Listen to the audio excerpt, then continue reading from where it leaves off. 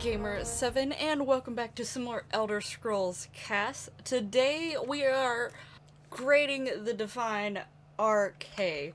So this is the second Divine that we've got to see in the series, because there is quite less Divines than there are Daedric Princes, so had to split it up this way. So there is sort of an even amount displaying at the as it goes on. But anyway, that's a different point.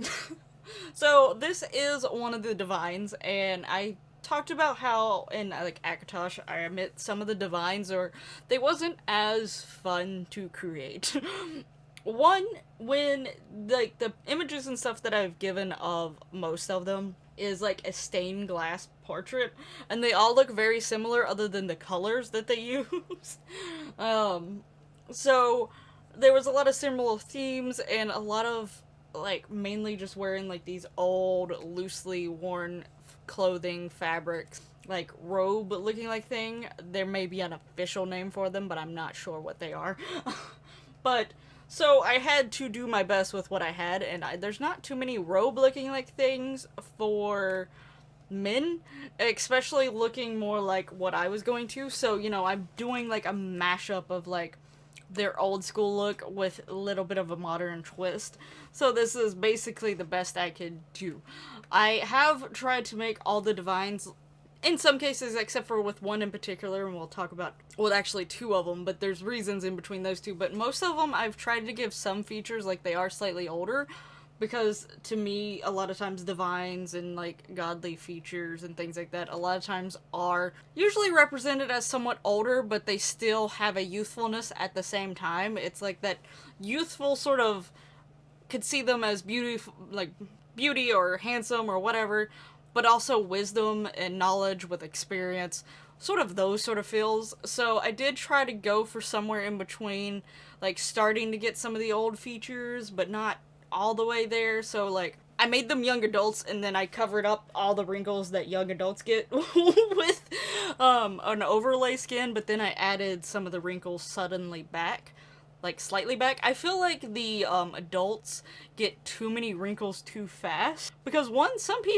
people actually take a long time before they actually get wrinkles, and some people just never, their wrinkles are not as defined as others, but then some people get them quite fast. So the fact that it's just dramatically quite like very noticeable wrinkles all of a sudden, I've never fully liked. So I'm glad that my overlays cover them up, and like some of the overlays don't fully cover them up, which is nice, but I also have wrinkles that I can add back in that aren't too crazy. But that was one of the things. But that, anyway, Arkay is the Divine of the cycle of birth and death. I know in terms of Skyrim, and I have a feeling by the way I read things, that it's probably similar to the other games. A lot of times when you run into things that are actually about Arkay, and like shrines for Arkay and stuff like that, it actually usually is within like the tombs and mausoleum type things, like where the dead are laid to rest, because he is the one of birth and death, and to protect that well-being. His followers and stuff don't like any manners of the undead. They don't like necromancy, because they believe that is definitely a disruption of the flow of how things are supposed to be going and how Arkay sees things. Now, I also read some things that was sort of interesting, because with the Divines, some of the Divines, they're pretty sure they know how they came about and why they came about, and then there's some that there's speculation, and he's probably got some of them, a lot of speculation compared to what I remember with some of the other ones. But there's even a chance that some speculation is that he is Akatosh's son. Some are that Mara granted he used to be mortal and then granted him divineness, or whatever you want to call it. Him being combined of two previous ones, it's really strange.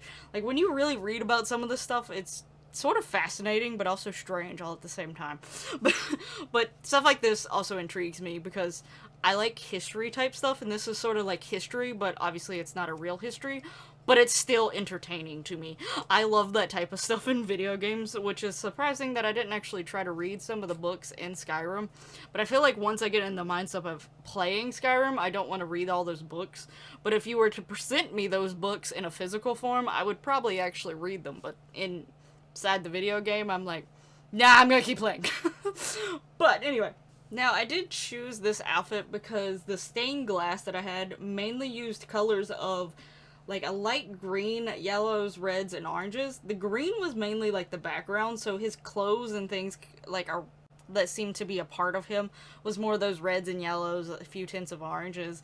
So that's why I chose this, because I was like, this is sort of a modern representation of sort of a robe. It's a big jacket. I was trying to go for big jacket looking like things that were flowy or bigger or whatever. So this was what I thought fit. I ended up actually using this on someone else, and I didn't realize it, but I used the pattern version for him and a non-pattern version for someone else. But it just shows you that I when going through the process, I was like, I don't have many options for these divines. I don't know what to do.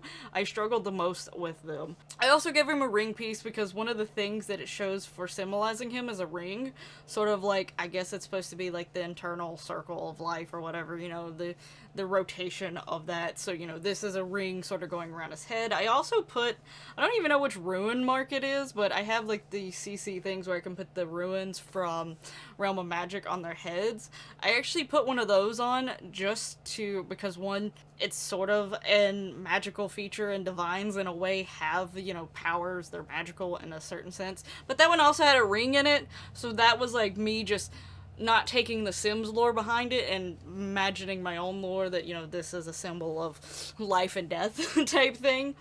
I also didn't take as many screenshots of him for some reason. I don't know what happened when I was taking screenshots, but I took so many of most of them, but somehow didn't get as many as him. So there's not as many screenshots, but I did try to increase the time that they're showing. But I hope that you like how Arkay turned out. I do like how he turned out in the end.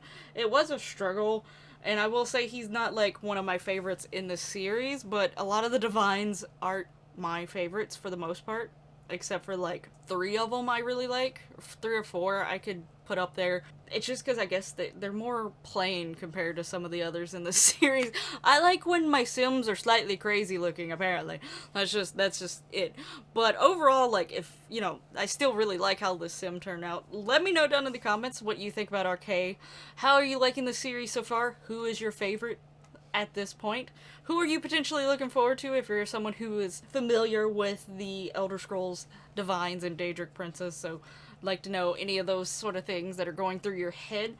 Make sure you hit that lovely like button if you like how Arkay turned out, as well as just enjoying the video. Make sure you're subscribed so that you don't miss out future Elder Scrolls videos, as well as other things here on the channel, and I'll hopefully see you in the next one.